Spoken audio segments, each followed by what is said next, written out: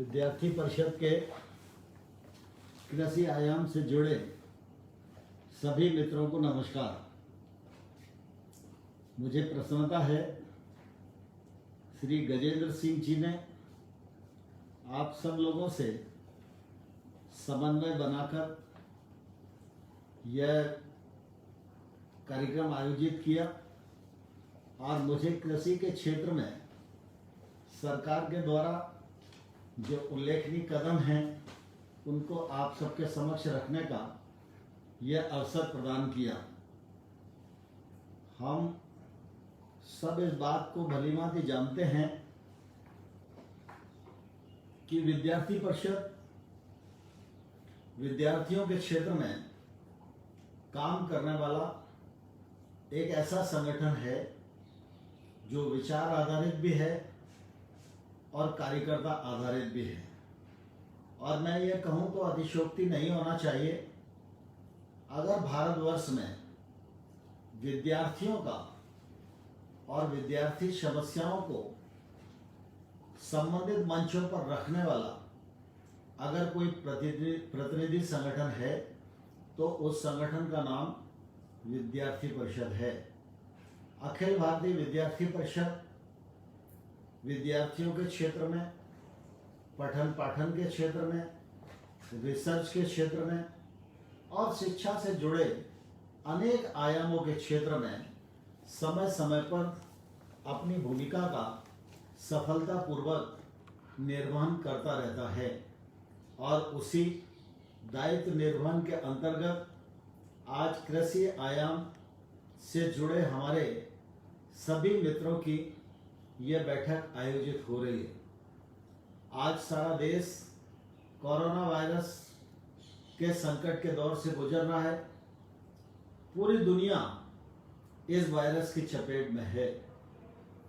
दुनिया में हाहाकार मचा हुआ है, लेकिन हम सब चिंतित भी हैं, गंभीर भी हैं और सौभाग्यशाली भी है कि भारत की अपनी ताकत, भारत का अपना अनुशासन, ग्रामीण भारत की अपनी सांस्कृतिक पहचान और प्रधानमंत्री नरेंद्र मोदी जी का नेतृत्व, इन सब को मिला जुलाकर अगर हम देखेंगे तो इस वायरस के सामुदायिक विस्तार को रोकने में हमारा देश निश्चित रूप से सफल रहा है।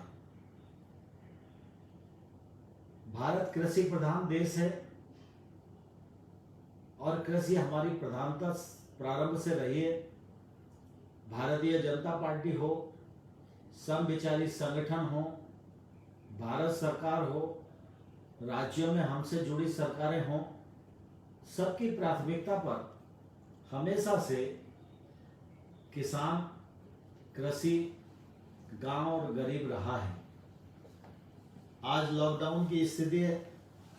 लॉकडाउन के इस मौके पर सबको ये लगता था कि कृषि का क्षेत्र इस समय चौपट हो जाएगा, क्योंकि आने जाने की सुविधा नहीं है, लोगों को मजदूर नहीं मिलेंगे और फसल कटाई का समय है, उपार्जन का समय है, क्लाइमेट चेंज भी हो रहा है, बेमौसम बरसात का खतरा भी हम सबके सिर पर मंडरा रहा है और अब तो स्थिति बहुत ही भयावह हो जाएगी। लेकिन मुझे कहते हुए गौरव है कि प्रधानमंत्री नरेंद्र मोदी जी की कथनी और करनी की एक रूपता और भारतीय जनता पार्टी की विशेषता इसी बात में है कि हम गांव और गरीब किसान को कभी भी अपनी आंखों से, कभी भी अपने कार्य पद्धति से और कभी भी हम अपनी सरकारों की ओर से अनदेखी नहीं होने देते हैं। इसलिए जब सामुदायिक विस्तार को रोकने के लिए लॉकडाउन जरूरी हो गया तो उस समय भी प्रधानमंत्री जी ने फसल की कटाई के लिए किसान, मजदूर और मशीन तीनों को अनुमति प्रदान की, जिससे किसान का नुकसान न हो, खेती का नुकसान न हो और हमारी फसल जो बहुत अच्छे से आज खेत में लहला रही है, वह अन्न के भंडार और भरने में हमारी मदद कर सके। और मुझे कहते हुए बहुत प्रसन्नता है कि हमारे किसान की ताकत देखिए कि किसान ने दलहन और तिलहन की कटाई पूरी की, गेहूं की कटाई भी देश में 80% से ऊपर हो चुकी है। वही क्षेत्र बचा है जिन क्षेत्र में बुआई थोड़ा देर से संपन्न होती है। जब खेत में गेहूं आ जाए और रास हो जाए तो उसके बाद किसान के सामने एक ही विषय रहता है कि उसके उत्पादन का उसे उचित मूल्य मिलना चाहिए। भारत सरकार ने नेफेड को और एफसीआई को, दोनों एजेंसियों को तैनात किया कि जो एमएसपी हमने 1.5 गुना बढ़ाई है और जिस एमएसपी का फायदा 50 से लेकर 109% तक किसान को मिलने वाला है, यह फायदा उसे मिलना चाहिए। और इसलिए हमारी दोनों एजेंसियों ने राज्यों के साथ मिलकर खरीद के काम को प्रारंभ कर दिया है। एफसीआई ने अभी तक 107 लाख टन की खरीदी की है, 18 लाख टन धान की खरीदी की है और 5 लाख टन दलहन और तिलहन की खरीद हुई है। यह खरीद का काम बहुत तेजी के साथ चल रहा है।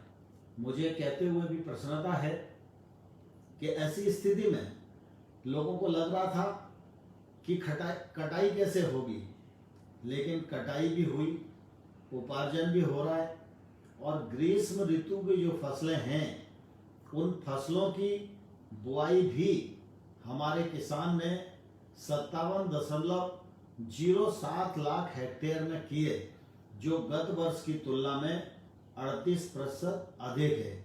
अब आप सोचिए कि किसान की ये ऐसी ताकत है जिस ताकत का अगर ठीक प्रकार से उपयोग हो सके तो ये भारत को किसी बड़ी से बड़ी चुनौती से मुकाबला करने में निश्चित रूप से मददगार हो सकती है।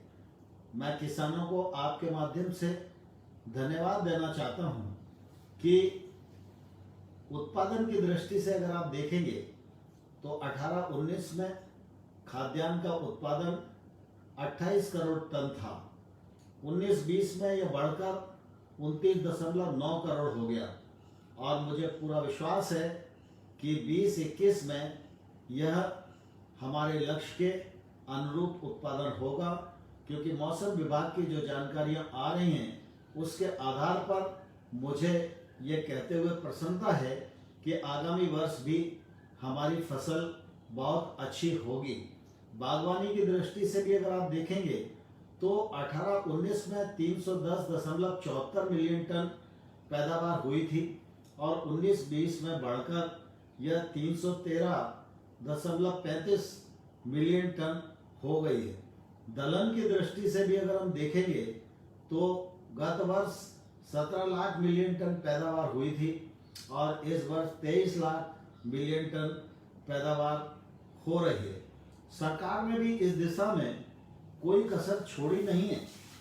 आप देखेंगे कि पीएम किसान योजना के अंतर्गत 9 करोड़ 39 लाख किसानों को अब तक 71,000 करोड़ रुपया उनके बैंक अकाउंट में डालने का काम किया है। 24 मार्च से अब तक 17,986 करोड़ रुपया यह किसानों की जेब में पहुंच चुका है। लगातार हमारी कोशिश रही है कि किसान को आर्थिक मदद भी की जाए। इस देश में 8.5 करोड़ के लगभग अनुमानित किसान हैं जो केसीसी के पात्र हैं, लेकिन अभी तक केसीसी का लाभ सिर्फ 6 करोड़ किसानों को मिल पा रहा है। जब यह नया वर्ष प्रारंभ हुआ तो प्रधानमंत्री जी ने कहा कि किसानों को और आर्थिक मदद कैसे दी जा सकती है, तो सबने सुझाया कि अभी 6 और 8.5 के बीच में 2.5 करोड़ किसानों का गैप है। अगर इन सब किसानों को केसीसी मिल जाए तो एक किसान 3 लाख रुपए तक का ऋण सस्ते ब्याज पर उपलब्ध कर सकता है, अपनी खेती को भी नया आयाम दे सकता है, अपनी जरूरतें भी पूरी कर सकता है। मुझे कहते हुए प्रसन्नता है कि प्रधानमंत्री जी ने कहा कि इसके लिए एक विशेष ड्राइव चलाना चाहिए और वो अभियान हम लोगों ने बनाया और चित्रकूट में फरवरी माह में प्रधानमंत्री जी ने एक बड़ी सभा में इस अभियान को लॉन्च करने का काम किया। और मुझे कहते हुए प्रसन्नता है कि मात्र 10-12 दिन की तैयारी में 75 लाख किसानों ने अपना आवेदन केसीसी के लिए किया। 20 लाख किसानों को 18,000 करोड़ रुपया स्वीकृत किया गया। शेष किसान को यह पैसा मिलने ही वाला था, केसीसी मिलने वाली थी, लेकिन इसी दौरान लॉकडाउन हो गया, आवाजाही बंद हो गई। जैसे ही स्थिति सामान्य होगी, हमारी कोशिश होगी कि बचे हुए जो 2 करोड़ 30 लाख किसान हैं उनको भी केसीसी की सुविधा हम प्रदान करें, जिससे उनकी आर्थिक समृद्धता और बढ़े। फसल बीमा योजना प्रधानमंत्री जी ने एक बड़ा सुरक्षा कवच किसानों को दे रखा है। पिछले दिनों इसका फायदा किसानों को बड़ी मात्रा में मिला, लेकिन फिर भी इसको परिमार्जित करने की मांग उठती रही, तो प्रधानमंत्री जी ने दोबारा जीओएम बनाया और प्रधानमंत्री फसल बीमा को स्वैच्छिक किया। पूर्वोत्तर राज्य वहाँ के प्रतिशत को कम किया और जो है अब उनको फसल बीमा योजना का लाभ उठाने में 90-10 के अनुपात में निश्चित रूप से ज़्यादा सुविधा होगी। और मुझे कहते हुए प्रसन्नता है कि विगत 2 वर्षों में फसल बीमा के अंतर्गत 9,000 करोड़ रुपया कुल देश भर में किसानों का प्रीमियम के द्वारा कंपनीज को प्राप्त हुआ, लेकिन जो नुकसान हुआ उसकी भरपाई कंपनियों के द्वारा फसल बीमा योजना के अंतर्गत 50,000 करोड़ रुपए की गई। और अभी जो लॉकडाउन की स्थिति बनी हुई है, इस लॉकडाउन की स्थिति में भी 5,207 करोड़ रुपया फसल बीमा योजना का जो बकाया था वह देने का काम भी हमारी सरकार ने किया है। और इसी दृष्टि से आप देखेंगे कि किसान को ई प्लेटफॉर्म मिलना चाहिए, किसानों के बीच से बिचौलिए समाप्त होना चाहिए, मंडी कानून से उन्हें ढील होना चाहिए, वो अपना उत्पाद किसी भी स्थान पर किसी को भी बेच सके, इस बात की स्वतंत्रता होनी चाहिए। इस मामले को लेकर एपीएमसी एक्ट का एक मॉडल कानून बनाकर राज्यों को भेजा गया था। कुछ राज्यों ने उसको स्वीकार किया, कुछ राज्यों से भी बातचीत चल रही है, लेकिन इसी बीच में प्रधानमंत्री नरेंद्र मोदी जी के आने के बाद लगातार पारदर्शिता स्थापित करने के लिए, बिचौलिए समाप्त करने के लिए कोशिश की जाती रही है। उसी योजना के अंतर्गत ई नाम प्लेटफॉर्म बनाया गया। इस प्लेटफॉर्म से 585 मंडियां अभी जुड़ी हुई हैं। 1 मई तक हम 100 मंडियों को और जोड़ देंगे, ये आंकड़ा 685 हो जाएगा और पूरे मई माह में 1000 मंडियां इस प्लेटफॉर्म से जुड़ जाएं, जो ई व्यापार कर सकें, किसानों को ये सुविधा मिल सके। इस लक्ष्य को लेकर भारत सरकार का कृषि मंत्रालय काम कर रहा है। मुझे यह जानकारी देते हुए भी आपको प्रसन्नता हो रही है कि इस ई नाम प्लेटफॉर्म पर अभी तक किसानों ने, व्यापारियों ने 1 लाख करोड़ रुपए का व्यवसाय किया है। इस सफलता को हम और आगे बढ़ाना चाहते हैं। लॉकडाउन की स्थिति में यह परिस्थिति आ रही थी कि कृषि उत्पाद आने जाने पर रोक तो हटा दी गई थी, लेकिन फिर भी बॉर्डर पर ट्रकों को रोका जा रहा था, किसानों को, व्यापारियों को कठिनाई हो रही थी, कृषि उत्पाद एक स्थान से दूसरे स्थान पर नहीं जा पा रहा था। तो हम लोगों ने कृषि मंत्रालय में एक कॉल सेंटर की स्थापना की। उस कॉल सेंटर के माध्यम से राज्यों को जोड़ा और सारे ट्रक ड्राइवर्स और व्यापारियों को भी नंबर उपलब्ध कराया। जो व्यापारी बॉर्डर पर कभी भी ट्रक रुकता था या ड्राइवर उस ट्रक में होता था, वो हमारे कॉल सेंटर को अगर फ़ोन करता था तो तत्काल हमारे अधिकारी उस राज्य के अधिकारियों से बात करके उसकी सहायता करते थे और कृषि उत्पाद की आवाजाही न रुके इसको सुनिश्चित करने का काम करते थे। जब लॉकडाउन हुआ तो एकदम ऐसी स्थिति बन गई थी कि ट्रांसपोर्टर कहीं था, वाहन कहीं था और ड्राइवर अपने घर वाहन छोड़कर चला गया था। इनका समन्वय नहीं हो पा रहा था। इधर फसल आ रही थी, उपार्जन की तैयारी हो रही थी, फल के किसान आवाजाही के लिए वहां परिवहन की तलाश में थे, लेकिन परिवहन नहीं मिल पा रहा था। मुझे कहते हुए प्रसन्नता है कि रेल मंत्रालय ने भी 67 ऐसी रेलगाड़ियां, रेल मार्ग चयनित किए जहां से इस आवाजाही को अबाध गति प्राप्त हो सके। और साथ ही कृषि मंत्रालय ने एक किसान रथ हेल्प डेस्क बनाया, मोबाइल ऐप बनाया और उससे 11 लाख वाहनों को जोड़ा। हमारे इस मोबाइल ऐप पर आप डाउनलोड करेंगे तो आपको 11 लाख वाहन मिलेंगे, ट्रांसपोर्टर्स के नंबर मिलेंगे, वाहन का नंबर मिलेगा। इसमें बड़े वाहन भी हैं, इसमें मझोले वाहन भी हैं और इसमें छोटे वाहन भी हैं। इस हेल्प डेस्क का उपयोग किसान, व्यापारी सभी लोग मिलकर कर रहे हैं और निश्चित रूप से जो आवाजाही में दिक्कत आ रही थी वह दिक्कत आज नहीं है। आने वाली फसल के लिए पर्याप्त मात्रा में बीज की उपलब्धता हो, खाद की उपलब्धता हो, पेस्टिसाइड की उपलब्धता हो। अभी 16 अप्रैल को मैंने खरीफ कॉन्फ्रेंस की थी, उसके बाद मैंने वीडियो कॉन्फ्रेंस पर सभी देश भर के कृषि मंत्री और अधिकारियों से बातचीत की थी और मैंने उनको आश्वस्त किया है कि आप खरीफ के क्षेत्र में आगे बढ़िए। खाद, बीज और पेस्टिसाइड की पर्याप्त मात्रा में आपूर्ति हम करवाएंगे, आपको कोई भी दिक्कत नहीं आएगी। वेयर हाउस और कोल्ड स्टोरेज को भी इस बीच में अलाउ किया गया है और कृषि मशीनरी से संबंधित जितने भी कामकाज हो सकते हैं उन सबको खोला गया है। और मुझे कहते हुए प्रसन्नता है कि हम सब अखिल भारतीय विद्यार्थी परिषद में काम करने वाले कार्यकर्ता हैं।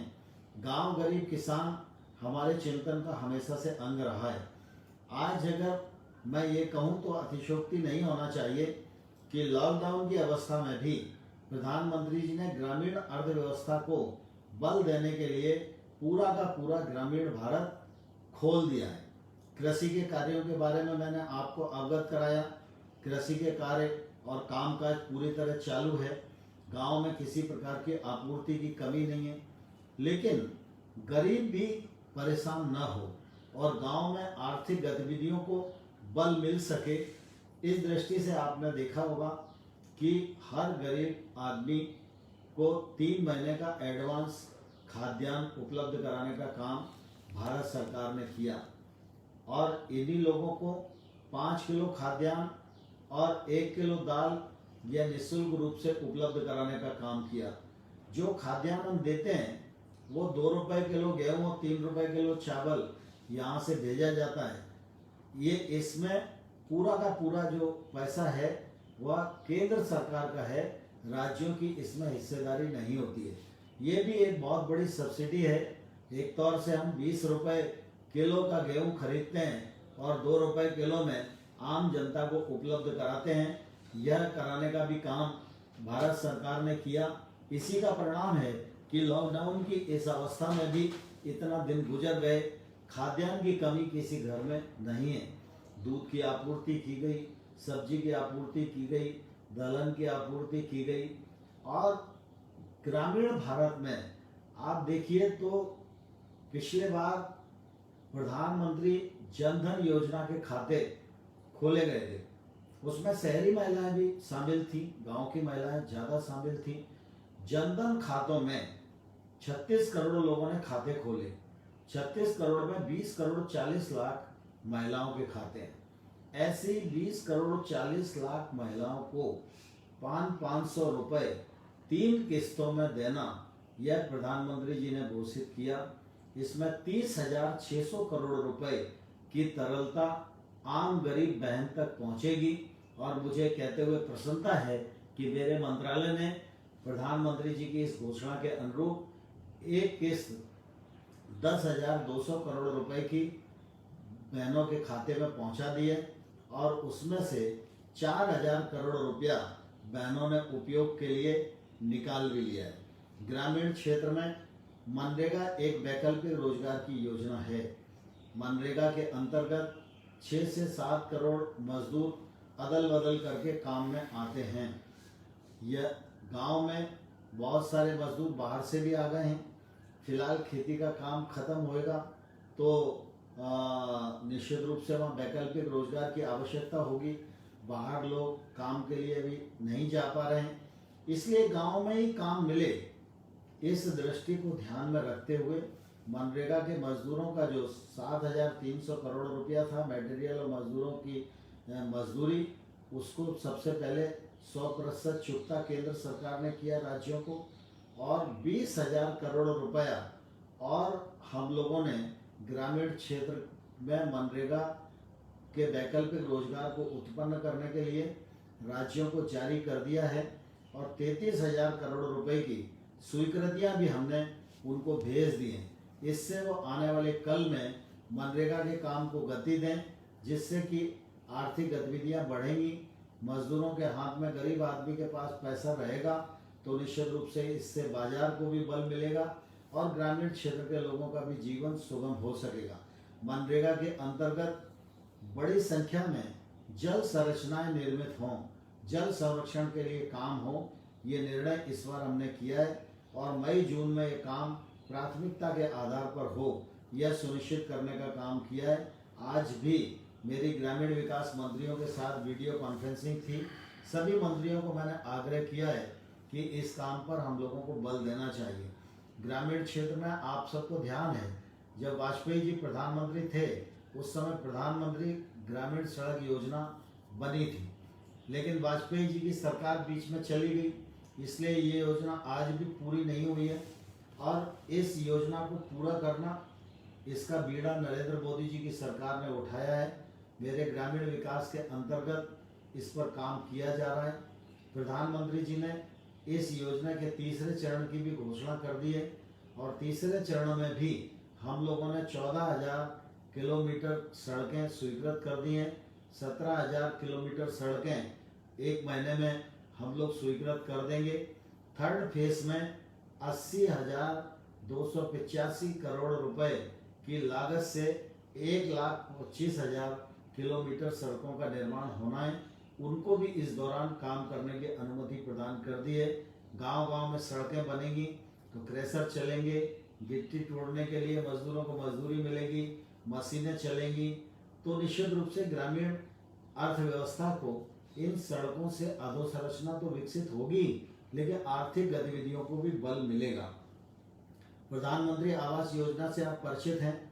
जब यूपीए की सरकार थी उस समय तो वो इंदिरा आवास था, वो कहीं दिखाई नहीं देता था, लेकिन प्रधानमंत्री जी ने नई आवास योजना बनाई और उसमें ये लक्ष्य तय किया कि 2022 तक कोई भी आवासहीन व्यक्ति नहीं रहना चाहिए, हर आवासहीन को आवास मिल जाए।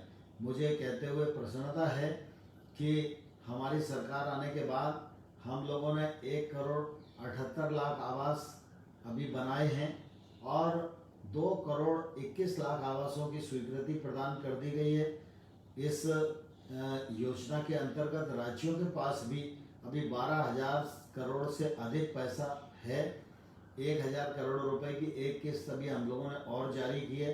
प्रधानमंत्री आवास गांव-गांव में बनेगा तो निश्चित रूप से लोगों को मजदूरी भी मिलेगी, लोगों की ईंट भी बिकेगी, सीमेंट भी बिकेगी, रेता भी बिकेगी, लोहे का सरिया भी बिकेगा, किवाड़ भी बिकेंगे, खिड़की भी बिकेगी, तो निश्चित रूप से छोटे छोटे जो दुकानदार हैं उनका काम भी चलेगा।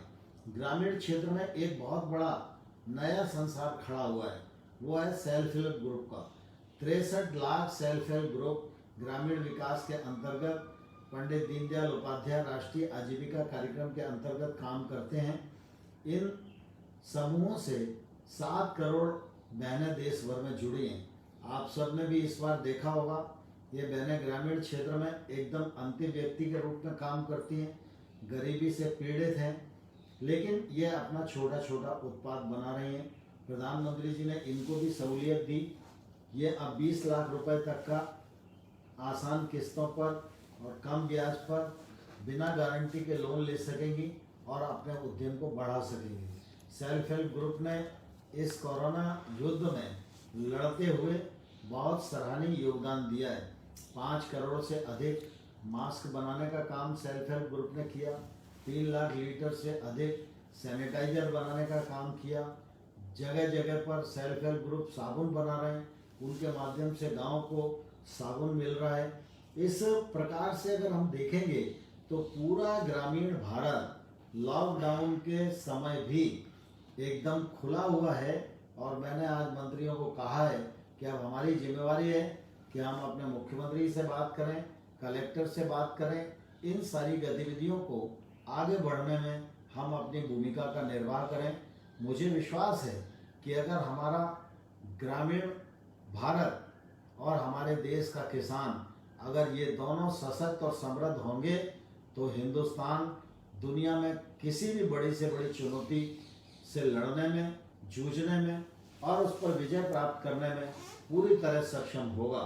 आज अखिल भारतीय विद्यार्थी परिषद के सभी मित्रों से इन विषयों पर बात करने का, आप सबके सामने सरकार की बात रखने का जो अवसर मिला, इसके लिए मैं श्री गजेंद्र सिंह जी को और उनकी पूरी टीम को और आप सब महानुभाव जो हमारे कृषि आयाम से जुड़े कार्यकर्ता हैं, उन सबको हृदय से बहुत बहुत धन्यवाद देना चाहता हूँ। जय भारत, जय श्री राम।